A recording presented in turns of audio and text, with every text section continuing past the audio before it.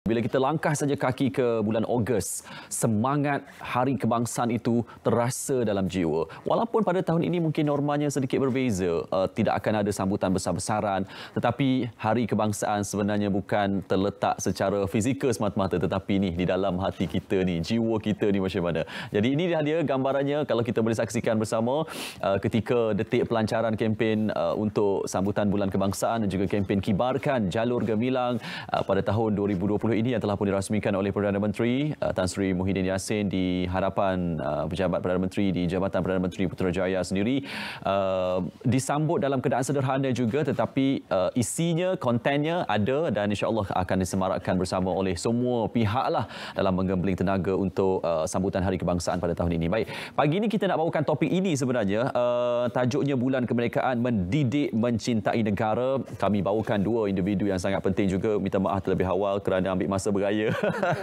Itulah dia, semangat tu kena ada, tuan. Ya, semangat. Kita bersama Prof. Madya Dr. Muhammad Hairi Ibrahim, Dekan Fakulti Sains Kemanusiaan dari UPSI, dan juga Dr. Rabah Abdullah, Ketua Jabatan Sejarah juga dari UPSI. Alhamdulillah, ini universiti yang sangat penting ni dalam nak mendidik anak bangsa ni. Ya, betul. Baik, sebelum Prof. Madya nak cerita tentang banyak program yang dilaksanakan UPSI, kita cerita dulu tentang norma baharu Bulan Kebangsaan ini. Ya. Sambutan mungkin tak besar, tapi semangat tu kena besar. Ya, Prof. Madya. Terima kasih. Pagi ini, Assalamualaikum warahmatullahi wabarakatuh. Salam selamat pagi Malaysia.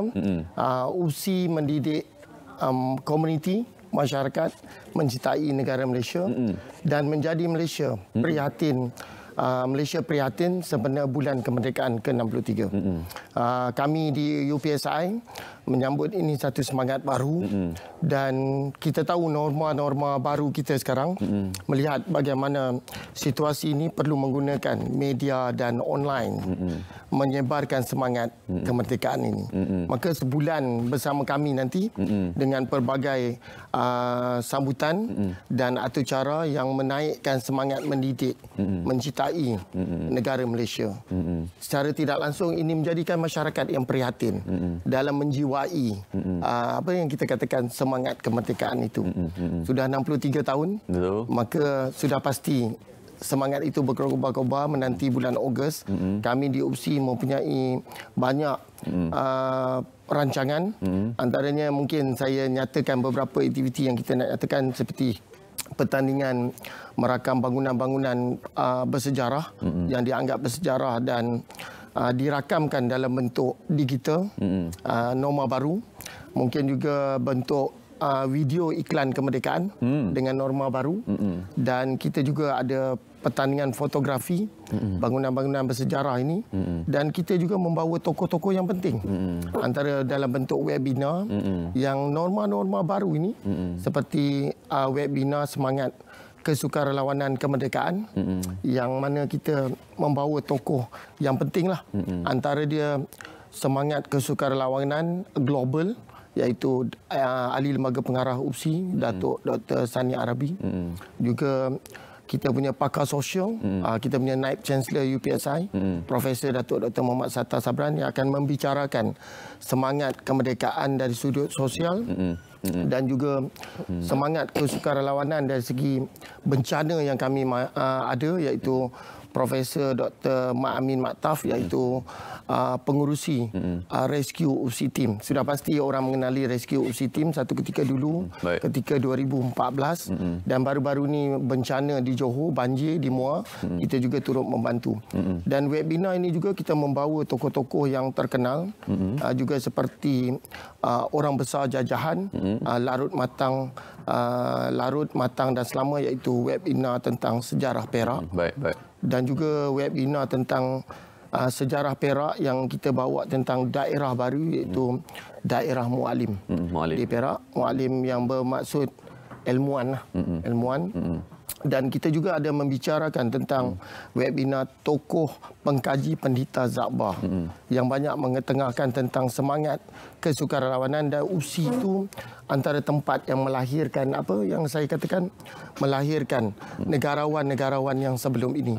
Maka kita nak mencetuskan semangat kemerdekaan itu lahirnya negarawan dan akhirnya kita membicarakan tentang sejarah fakulti kita sendiri, iaitu Fakulti Sains Kemanusiaan. Maksudnya banyak acara yang dah disusun Datuk. Dan sudah pasti ada juga pelancaran yang akan dilancarkan oleh kami punya Naib Chancellor Profesor Datuk Dr. Muhammad Sattar Sabran dan juga akhirnya mungkin ada sambutan secara digital iaitu sambutan Hari Kemerdekaan 31 Ogos itu kita sambutkan secara online dan digital. Cuma doktor bila sebut tentang Hari Kebangsaan, Hari Kemerdekaan, kita tak lagi pada sejarah. Dan kadang-kadang nak cerita sejarah kepada anak muda ni, kalau tak ada cerita dengan norma baru, dengan cara baru, kadang-kadang orang tak nak dengar sangat. So penting orang sejarah ni kena ada kreativiti, karya untuk cerita. So bagi doktor sendiri, bagaimana nak terapkan sejarah ini dalam pada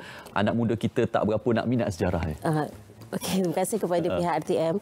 Jadi oleh kerana itu kami mengadakan pertandingan-pertandingan berbentuk e-poster ataupun e-digital.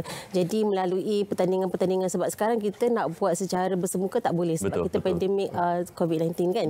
Jadi kita buat secara e-poster digital untuk dan penyertaan itu dibuka kepada seluruh warga Malaysia dan juga pelajar UPSI sendiri.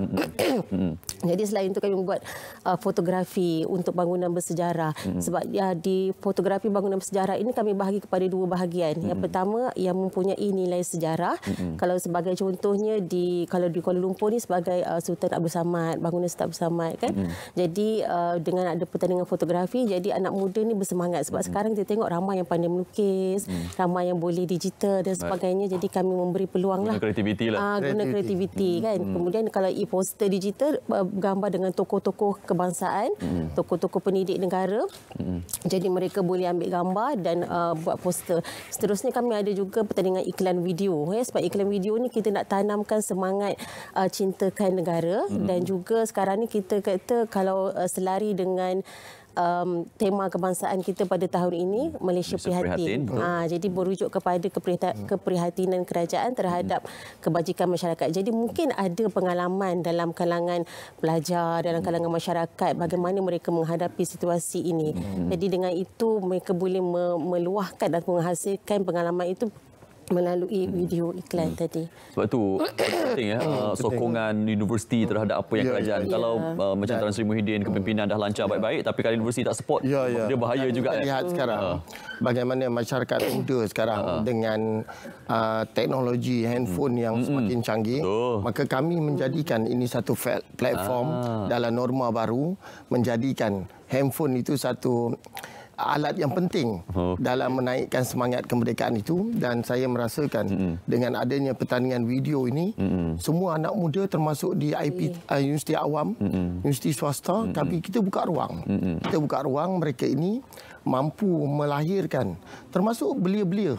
Belia-belia ini semua ada handphone. Maka, seorang ada 3. Dan mereka mula merakam dan kita beri penghargaan itu kepada mereka. Secara tidak langsung ini menzahirkan semangat kemerdekaan itu dengan norma-norma baru, dengan secara maya saja. Mereka dapat menghasilkan perkara-perkara yang penting ini kepada negara kita. Ini untuk warga UPSI saja atau tidak? Seluruh penganjur lah UPSI. Penganjur UPSI. Dan kita membuka kepada pelajar kita dan warga Malaysia. Dan ini menjadikan terbuka kepada belia. Belia ini yang sebenarnya yang lebih dekat di hati dengan handphone ni. Maka ini menjadikan semangat mendidik itu, mendidik masyarakat yang mencintai negara kita Malaysia. Maka semangat ini selari dengan Malaysia Prihatin.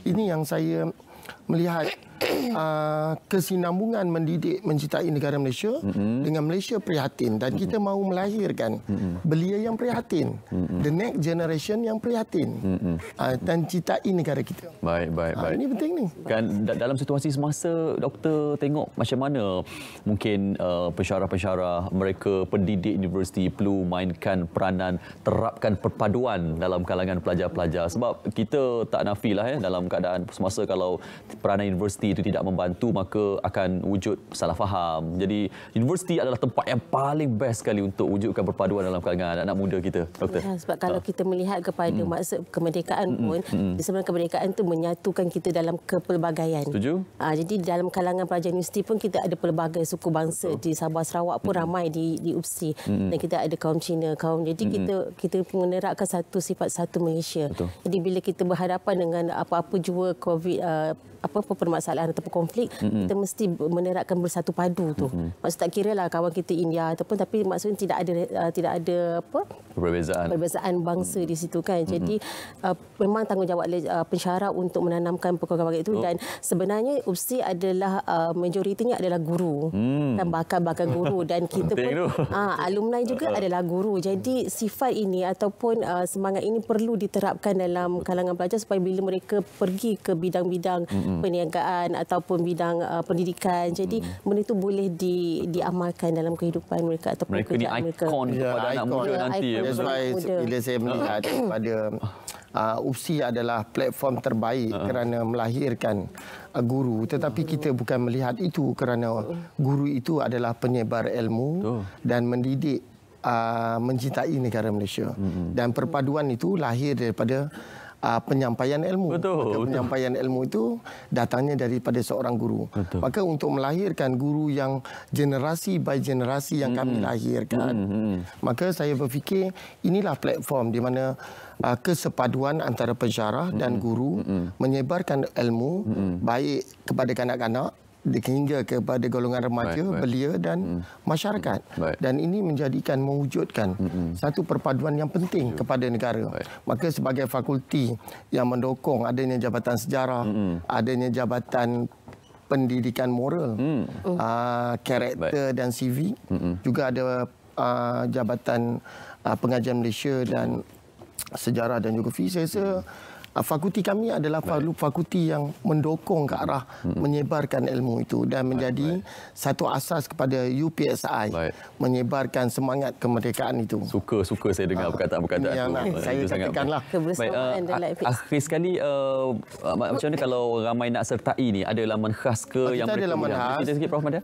Kalau kita ada laman khas di fakulti yang kita akan buka di laman web UPSI juga akan ada nanti. Maka penghantaran itu kita ada link yang kita akan letakkan dan kita akan berikan dan semua masyarakat boleh hantar pertandingan ini dan kita ada panel-panel yang kita pilih bukan daripada kami saja tetapi daripada universiti lain. Universiti lain yang kita akan lantik dan ini akan kita isytiharkan nanti pemenang-pemenang tersebut. Ada beberapa saluran kat situ. Ada laman web UPSI, laman web FSK, Fakulti Sains Kemanusiaan, laman web Permas, Persatuan Sejarah Malaysia, dan di Facebook juga boleh lihat. Facebook UPSI ke? Facebook Persatuan tiga-tiga tu ada Facebook juga. Mahasiswa Sejarah. Kita juga bukan saja melibatkan pensyarah dan guru, tapi melibatkan mahasiswa kita, iaitu Persatuan Mahasiswa Sejarah UPSI. Allahu Akbar. Baik, tahniah kita ucapkan kepada perpaduan itu berlaku. UPSI, tahniah kita. Terima kasih banyak Prof Madya. Doktor, terima kasih banyak. Kita doakan yang terbaik. Semoga lebih kurang 10 tadi aktiviti utama yang akan dilaksanakan sempena Bulan Kebangsaan ini berjalan lancar dan orang ramai rakyat Malaysia yang nak terlibat secara langsung, bukan pelajar UPSI pun tak apa ya, boleh sebenarnya sertai mereka dan insya-Allah kalau benar ada hadiah yang menanti nanti. Baik. Terima kasih banyak Prof Madya, terima kasih banyak Doktor. Kita doakan yang terbaik untuk sokongan universiti terhadap kempen Hari Kebangsaan pada tahun ini.